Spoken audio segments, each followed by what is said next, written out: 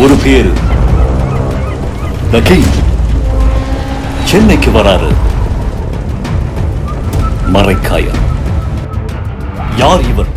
மருத்துவம் முதல் பொறியியல் வரை உங்கள் கனவுகளுக்கு சரியான முகவரி Indira group of educational institutions. Call 9841385858. உயரங்களை மட்டுமல்ல, வாழ்க்கையையும் உயர்த்துகிறோம். துல்லியமான தொழில்நுட்பம், நம்பகமான பாதுகாப்பு, உயர்வின் புதிய அடையாளம். Accord elevators. திரு விஜயுடைய ஆட்சி உறுதியா இருக்கா? இன்னும் கூட நிறைய பேர் வந்து அதை ஆதரிக்க தயாராக இருக்காங்க. இன்றைக்கி கூட அவங்க ஆதரவு கட்சிகள். அதனால தான் பார்த்தீங்கன்னு சொன்னால் எதிர்கட்சிகள் ரொம்ப பதட்டம் அடைவது என்பது இதனால் தாங்க. திமுக தலைவர் திரு ஸ்டாலின் சொல்லிட்டு இருக்காரு, இந்த ஆட்சி 3 மாதம் தான் இருக்கும், 6 மாதம் தான் இருக்கும். அது என்ன காரணம்? அதாவது தேர்தல் முடிஞ்சு இன்னும் 3 மாதம் கூட ஆகலை. அதுக்குள்ளே இந்த வண்டி 3 மாதம் ஓடுமா, 3 மாதத்துக்குள்ளே எலெக்ஷன் வருமா, ஏமாந்தா மாதிரி அடுத்த முதல்வர் நாங்கள் தான், முத்துவேல், கருணாநிதி, ஸ்டாலின்னெல்லாம் பேசிட்டு அதுக்கப்புறம் எம்எல்ஏவாக கூட ஆக முடியாமல் போகிற மாதிரி அவர் இன்னும் கிரவுண்ட் ரியாலிட்டிக்கு இன்னும் பக்கமாக வர முடியலையான்னு மக்கள்லாம் பேசுகிறாங்க. இன்றைக்கி மாற்று கட்சியில் அதிமுகவில் இருக்கிற ஆட்கள் சாரியாக வராங்க. இது வரைக்கும் 6 எம்எல்ஏ தான் வந்திருக்காங்க, ரிசைன் பண்ணிட்டு வந்திருக்காங்க. இன்னும் ஒரு 6 பேர் ரெடியாக இருக்காங்களாம். எல்லாருக்குமே இன்றைக்கி எந்த கட்சிக்காரங்களாம் ஒரு விஷயம் தெரியுதுங்க.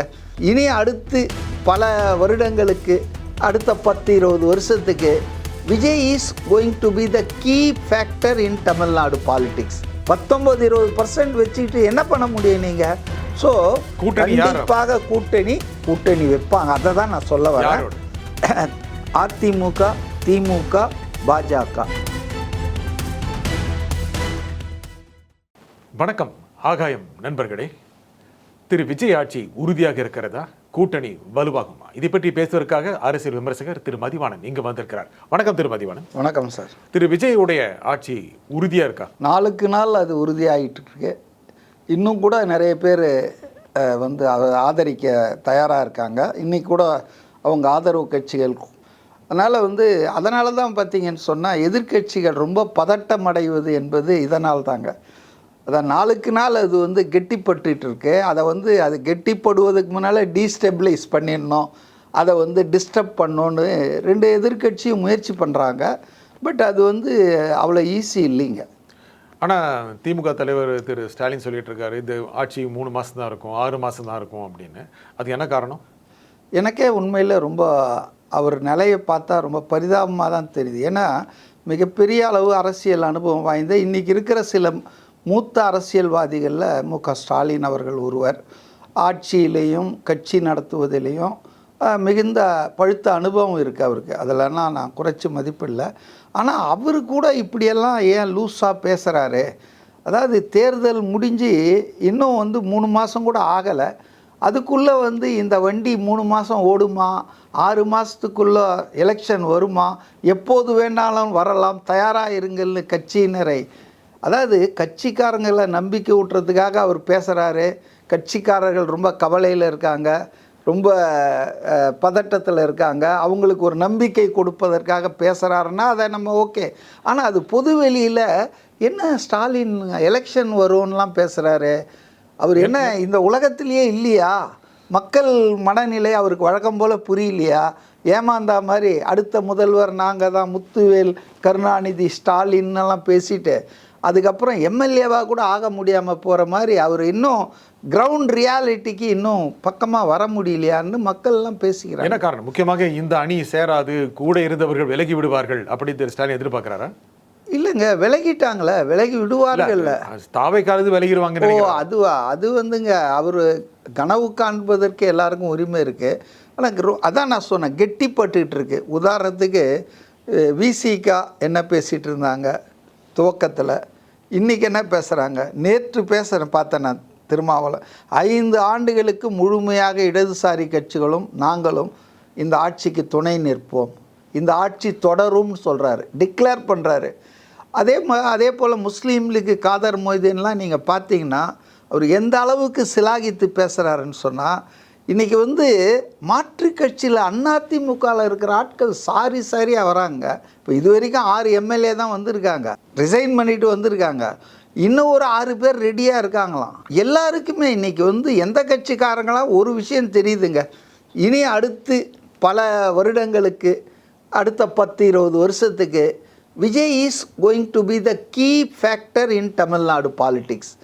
அதில் வந்து யாருக்கும் இப்போ எந்த மாற்று கருத்து இல்லை. ஆனால் அதிமுக மெல்ல மெல்ல மெல்ல அது போயிடுது. பழையபடி இருதுருவ அரசியல் வரும். திமுக ஒழிஞ்சிரும் நான் சொல்ல மாட்டேன். நிச்சயமாக அது ஒரு எதிர்க்கட்சியாக இருக்கும். அந்த எதிர்க்கட்சியாக அது செயல்படும்.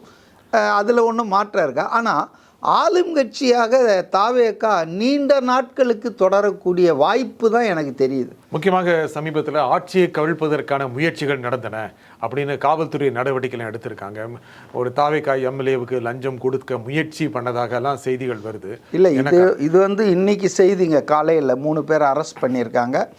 அவங்க சொன்னதாக போலீஸ் தரப்பு சொல்லியிருக்காங்க. அந்த செய்தி குறிப்பில் முன்னாள் அமைச்சர் செந்தில் பாலாஜியும் அவருடைய தம்பி எல்லாருமே ஊழல் வழக்கில் சிக்கியிருக்கிறவங்க தான், அசோக் குமார், இவங்க 2 பேரும் வந்து எங்களுக்கு கொடுத்த ஜாப் இது அசைன்மெண்ட்டு, அதை வச்சு தான் நாங்கள் செஞ்சோன்னு அவங்க போலீஸில் சொல்லியிருக்கிறதா சொல்கிறாங்க. அது நீதிமன்றத்துக்கு போவோம்.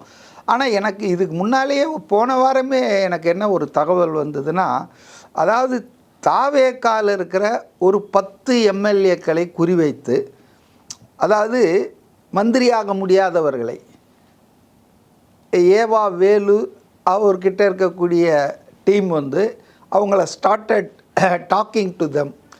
அதாவது வந்து இந்த மாதிரி நீங்கள் எவ்வளோ நாளாக இருந்திருக்கீங்க விஜயோட, ஆனால் பாருங்கள் நேற்று வந்து ஆதவ் அர்ஜுனா, செங்கோட்டையன், கீர்த்தனா, இப்படி இவங்கெல்லாம் மந்திரி பதவி வாங்கிட்டாங்க, நீங்கள்லாம் எவ்வளோ கஷ்டப்பட்டுருக்கீங்க அப்படின்னு அவங்களுக்கு ஆதரவாக போய் பேசி, அவங்க கொஞ்சம் அதிருப்தியில் இருக்கிறாங்கன்னா அந்த அதிருப்தியை அது நீங்கள் ஒன்றும் பண்ணாதீங்க, 20 கோடி ஆஃபர் பண்ணதாக நான் கேள்விப்பட்டேன் ஒருத்தருக்கும்.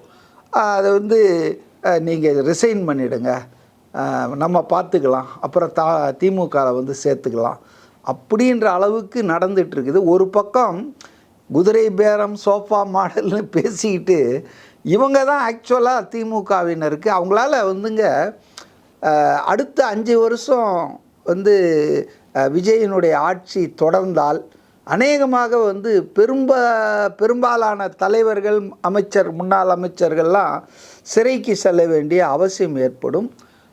ஊழல் வந்து அம்பலமாயிடுங்க. எப்பவுமே மக்களுக்கு வந்து உங்கள் ஊழல் தெரியாத வரைக்கும் ஓகே. கருணாநிதி அவர்கள் ஏன் வந்து ஒரு 13 வருஷம் தொடர்ச்சியாக மக்கள்கிட்ட வந்து நம்பிக்கையை பெற முடியல?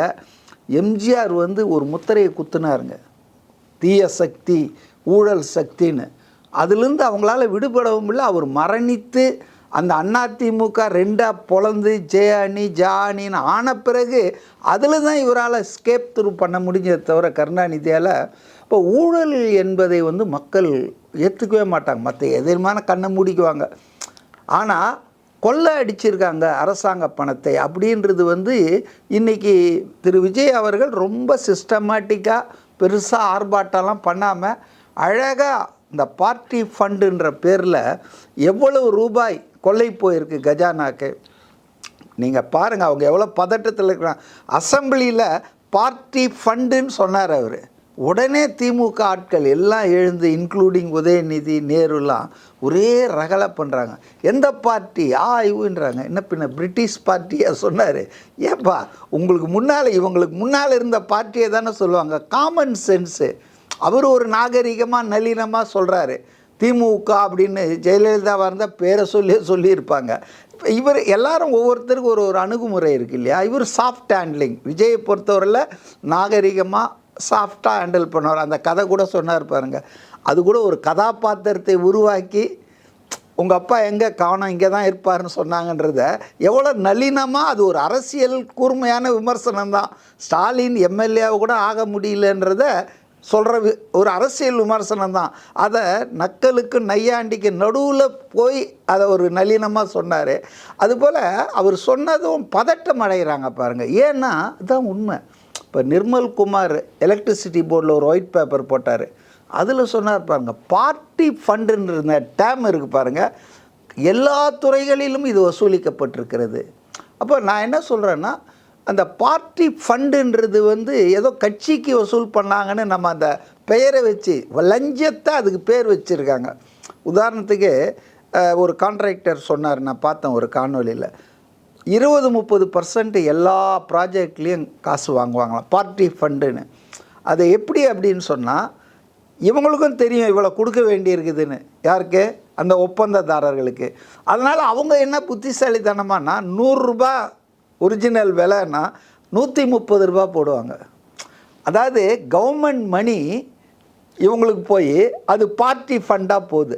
இப்போ உண்மையில் லூசர் யாரான கான்ட்ராக்டர் கிடையாது, பப்ளிக் எக்ஸ்செக்கர் தான். அதாவது கஜானாலேருந்து நேராக மக்கள் பணம் தான். ஆமாம். எப்படி 2Gக்கு பண்ண ஊழலில் ஒரு 214 கோடி வந்து கலைஞர் டிவிக்கு வந்ததெல்லாம் நம்ம பார்த்துருக்குறோம். புகார் இல்லை, அந்த அந்த சிபிஐ குற்றச்சாட்டில் இருக்கிற விஷயம். எதுக்காக பின்ன Kanimozhi is nothing to do with telecom department. அவங்களுக்கு இந்த டெலிகாம் ஸ்கேம்லேயும் ஒன்றுமே இல்லை.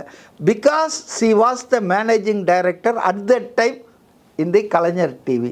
அதனால தான் அவங்க அரெஸ்ட் ஆனாங்க. அதுக்கு வந்து அந்த பெனிஃபிஷரியை அவங்க காட்டினாங்க. 214 கோடி வந்திருக்குது பல நிறுவனங்கள்லேருந்து. அதனால் அந்த மாதிரி வந்து பார்ட்டி ஃபண்டுன்றத வகையில் எல்லா துறைகளிலும் பல லட்சம் கோடி வந்து லஞ்சம் பெறப்பட்டு ப்ராக்டிக்கலாக government money has been stolen. அதை தானே அவர் சொன்னார். இந்த டாஸ்மாகில் ஒரு 1200 கோடி கஜானாவுக்கு திருப்பி விட்டுருக்கேன்னு சொன்னார். அதை திமுகவினர் கூட ரொம்ப தவறாக புரிஞ்சிட்டு, அப்போ லஞ்ச பணத்தை அரசாங்கமே லஞ்சம் வாங்குதா, லீகலைஸ் பண்ணிட்டாரான்னா தெரியல.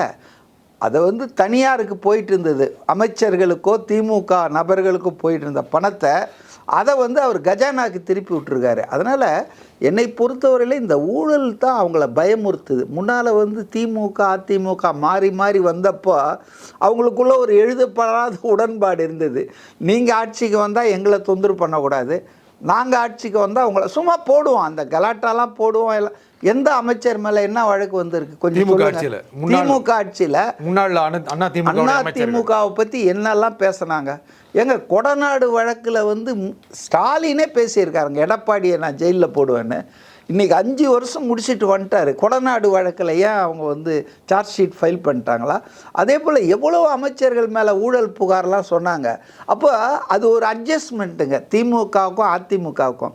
இப்போ என்ன அதான் இப்போ பிரச்சனையே இல்லை.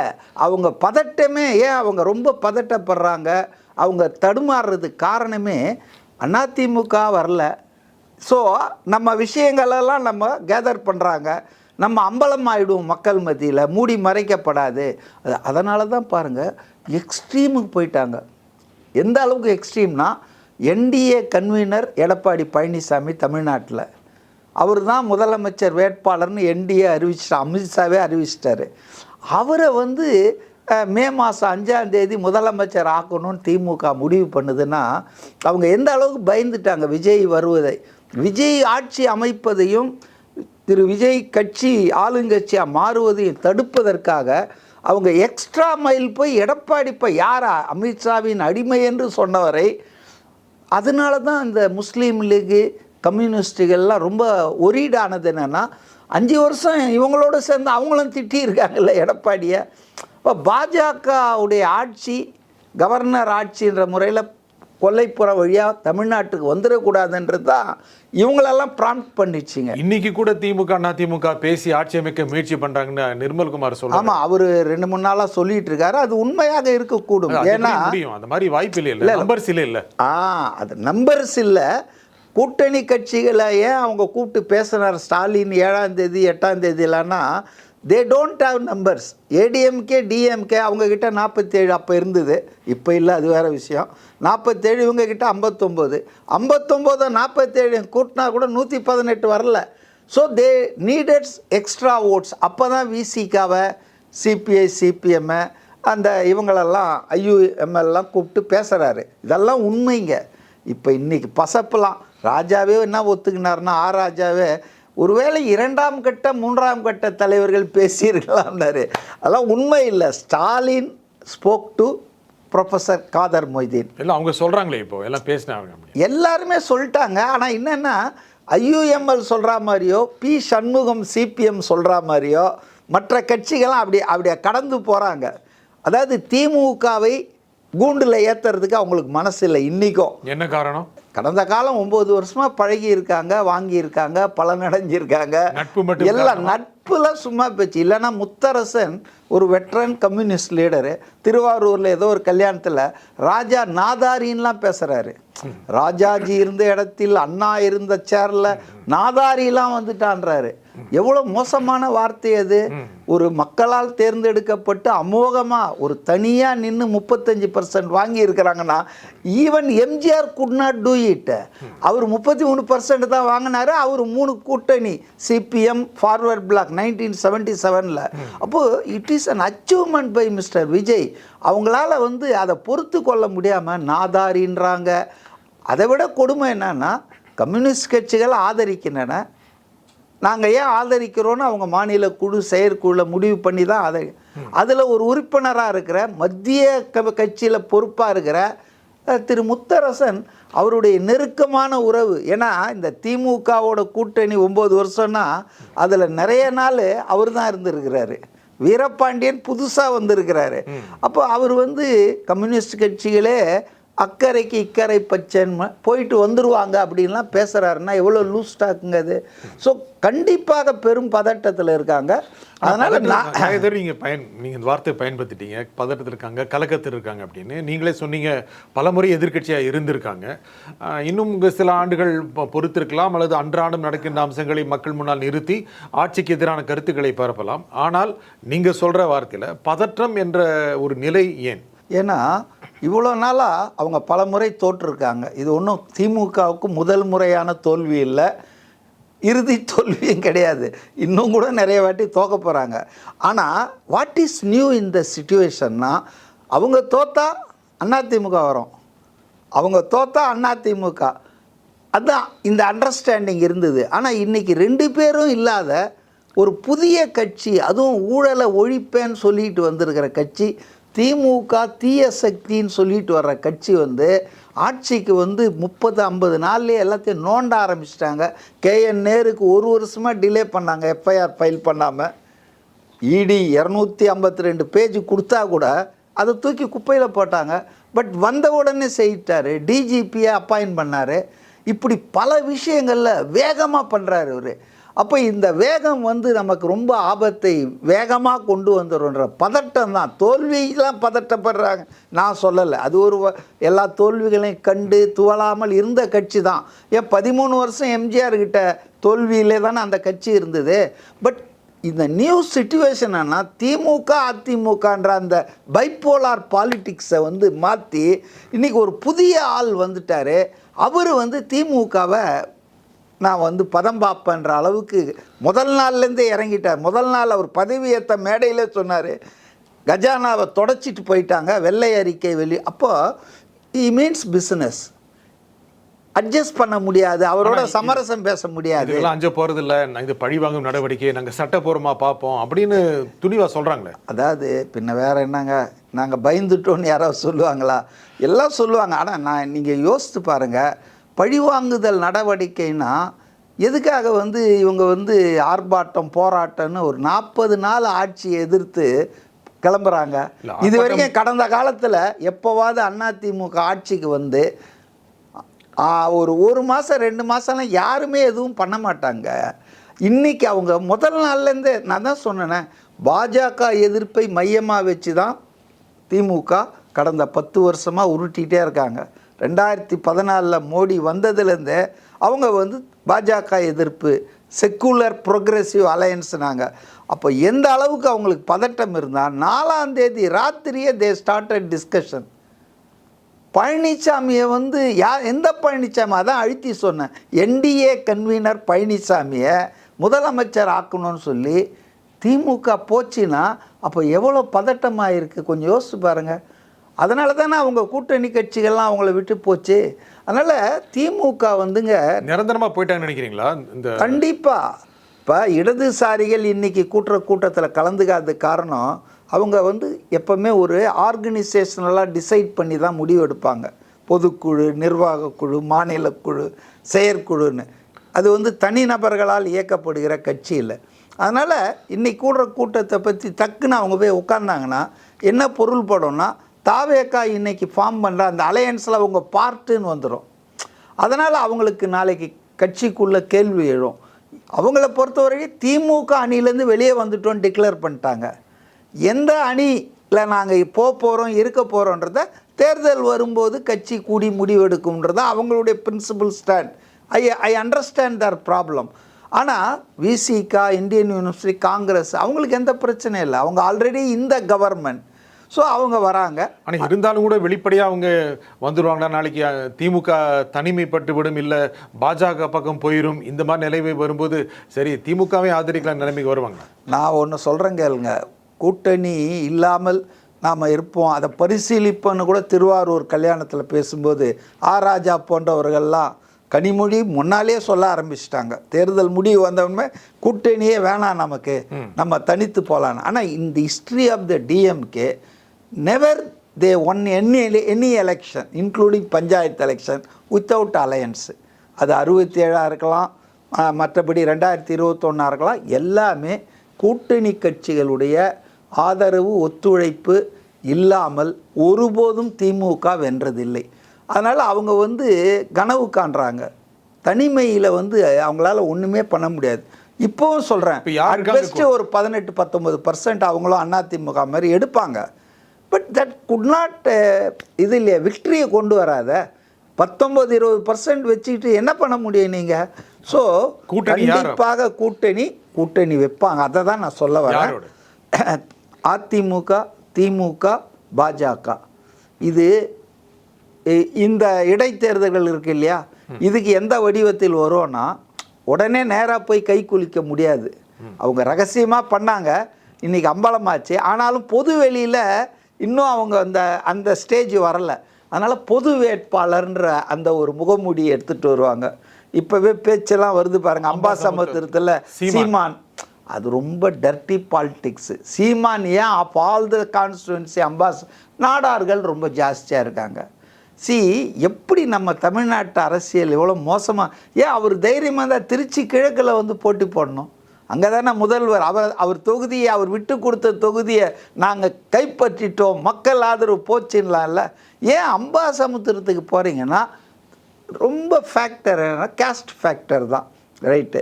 அது எப்படி நான் நினைக்கிறேன்னா, இம்மிடியேட்டாக அதிமுக திமுக ஒன்றாக முடியாது. ஏன்னா 2 பேரும் ஒன்றா சேர்ந்தால் 2 4 இல்லை. அதில் ஒன்று வெளியே போயிடும், இதில் ஒன்று போயிடும். ரேபிட்லி அகெயின்ஸ்டு ஏடிஎம்கே, அவங்க திமுக, இந்த 2 ஒன்றா சேர்ந்தால் இருக்க மாட்டாங்க. ஸோ இவங்க கணக்கு போடுறாங்க, இவங்களுக்கு 25, இவர் 21, 46 நமக்குன்னு. நீங்கள் 2 பேரும் ஒன்றா சேர்ந்தா அது 30க்கு கீழே போயிடும், 28 கூட போயிடும். அதனால் இது அரித்மெட்டிக் இல்லை. ஸோ இப்போ என்ன செய்வாங்கன்னா, துவக்கத்தில் இப்போவே RS பாரதி அமைப்பு செயலாளர்லாம் பேசுகிறாங்க, ஏன் சிபிஐ சிபிஎம் தனித்தனி கட்சி தானே, நீங்கள் ஒன்றா கூட்டணியில் இல்லை, ஒரே நிலைப்பாடு எடுக்கலை, நாங்கள் என்ன பங்காளிங்க, பகையாளி கிடையாது, பகையாளி இல்லை. இந்த வார்த்தையை அவங்க 2026 மே மாதம் 4ஆம் தேதிக்கு முன்னால் பேசியிருப்பாங்களா? நாங்கள் தான் அதிமுக எதிர்க்கிற ஆட்கள். இவங்க எடப்பாடி டிக்ளேர் பண்ணார, களமே சட்டமன்ற தேர்தலில் எங்கள் எதிரியே திமுக தாங்கன்னு சொன்னார். தாவேக்கா சொன்னதை கேட்டப்போ அதெல்லாம் ஒன்றுமே இல்லைங்க. தாவேக்கா 2 பேருக்கிடையே தான் போட்டி, திமுக தாவேக்கானார். ஆனால் எடப்பாடி என்ன சொல்கிறாருமா, எங்களுக்கும் திமுகவும் தாங்க போட்டி, மற்றதெல்லாம் ஒன்றும் இல்லை. ஸோ அதனால் இம்மிடியேட்டாக அவங்க போய் சேர முடியாது. சடன் பிரேக் போட்டால் வண்டி கவுந்துடும். அதனால் என்ன பண்ணுவாங்கன்னா, இந்த மாதிரி ஒரு போர்வெல்லாம் போத்தின்னு வருவாங்க. தேச நலன், நாட்டு நலன், காட்டாட்சி முடிக்கணும், தமிழகத்தை காப்பாற்றணும். இப்போ விஜய் சொல்கிறார்ல, பார்த்து வளர்த்தோம் 5 வருஷமாக, அதை பாழடைய சீரழிய விடமாட்டோம்ன்றார. அதெல்லாம் இந்த டயலாக்லாம் அங்கே வரும். சொல்கிறார், தமிழகத்துடைய பொருளாதாரத்தை பார்த்து வளர்த்தோம், சீரழிய விடமாட்டோம். எங்கே சீரழி, என்னத்துக்கு, எங்கே சீரழிஞ்சிடுச்சு? அதாவது இவங்க பதட்டப்படுறாங்கன்னு ஏன் சொல்கிறீங்கன்னு என்ன கேட்டீங்க. காரணம் என்னென்னா, இந்த 40 நாளில் இந்த அளவுக்கு ஃபியர்ஸாக அவங்க அட்டாக் பண்ணுறதும் கவுண்டர் மூவ்ஸ் பண்ணுறதும். ஆனால் இந்த ஆட்சியை முதலிருந்தே தாக்குனா தான் அது ஒரு தேர்தல் வரும்போது வெற்றி பெற முடியுங்கிற நம்பிக்கை தானே. அதெல்லாம் ஒன்றும் இல்லைங்க. தேர்தல் வெற்றிலாம் இனிமேல் எட்டாக்கு நீங்கள் போத் டிஎம்கே அண்ட் ஏடிஎம்கேக்கு. நான் சொல்கிறேன், தேர்தலுக்கு முன்னால் கூட தாவேக்கா தான் ஜெயிக்கும், இல்லைன்னா ஃபஸ்ட்டு பார்ட்டியாக இருக்கும், தேர்டாக தான் வரும் அதிமுக நான் சொன்னேன், நான் Distant third ங்கிற வார்த்தை சொன்னது பயன்படுத்தினீங்க. ஆமாம், நான் சொன்னதால் பளிச்சுதுன்னு சொல்ல, நானும் மக்களிடையே தானே பழகுறோம். அதனால் அடுத்த 10 வருஷத்துக்குங்க தாவேக்கா மக்கள் மனசை விட்டு போகிற வாய்ப்பே இல்லைங்க. அதுவும் அவங்க நடவடிக்கை எடுக்க பார்த்தீங்கன்னா நாளுக்கு நாள் அவங்களுக்கு செல்வாக்கு அதிகமாகிட்டே தான் போகுது. இல்லைன்னா ஏங்க இப்போ எஸ்பி வேலுமணி வரமாட்டேன்றாரு? இன்றைக்கி பதவி கொடுத்து கூப்பிட்டாலும் இன்றைக்கி நடந்த அதிமுக அந்த ஆய்வு கூட்டத்தில் நத்தம் விஸ்வநாதனும் போல் எஸ்பி வேலுமணியும் போல் அவங்க வர வாய்ப்பு இருக்கா தாவேகாவுக்கு? கண்டிப்பாக. நான் என்ன நினைக்கிறேன்னா, நான் உங்ககிட்டே சொல்லியிருக்கேன்னு நினைக்கிறேன். தாவேக்காவை அதிமுக ஆட்கள் பகை சக்தியாக பார்க்கலைங்க. அதாவது பழனிசாமியை தவிர பழனிசாமியின் ஆதரவாளர்கள்லாம் பகை சக்தியாக பார்க்குறாங்க. அவங்க திமுகவை நட்பு சக்தியாக பார்த்தா தான் அவங்க பண்ண மிகப்பெரிய பிளண்டரு. ஆனால் பெரும்பகுதி எம்எல்ஏக்கள் நிர்வாகிகள்லாம் என்ன நினைக்கிறாங்கன்னா, அவங்க நினப்பு கரெக்டுன்னு நினைக்கிறேன். நாம் தேர்தலுக்கு முன்னாடி திமுகவை வீழ்த்தணும்னு நினச்சோம், நம்ம ஆட்சி அமையணும்னு நினச்சோம். ஆனால் இன்றைக்கி தாவேக்கான்ற ஒரு புதிய கட்சி அவங்கள வீழ்த்திடுச்சு. அப்போ அது நட்பு சக்தி தானே, நம்மளால் செய்ய முடியாத ஒரு ஆள் இப்படி தான் திமுக அதிமுக இருக்கிற தொண்டர்கள்லாம் பார்க்குறான், நிர்வாகிலாம் பார்க்குறான்.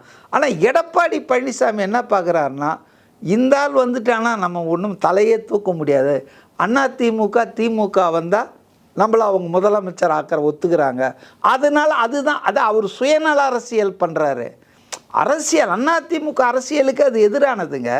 திமுக என்ற கட்சியை எதிர்த்து தான் அந்த கட்சியை உருவானது. அதை தான் இந்த சிவி சண்முகம் எல்லாருமே கேட்குறாங்க. நேற்று ஒரு மீட்டிங் போட்டார் தொண்டாமுத்தூரில் எஸ்பி வேலுமணி, ஆதரவாளர்கள் கூட்டம். இந்த ஆதரவாளர்கள் கூட்டம் மீட்டிங் போட்டாலே அவங்க தாவேக்காவுக்கு போகிறாங்க, அதிமுக விட போகிறாங்க. நம்ம விராலி மலையில் பார்த்தோம், புதுக்கோட்டையில் பார்த்தோம்.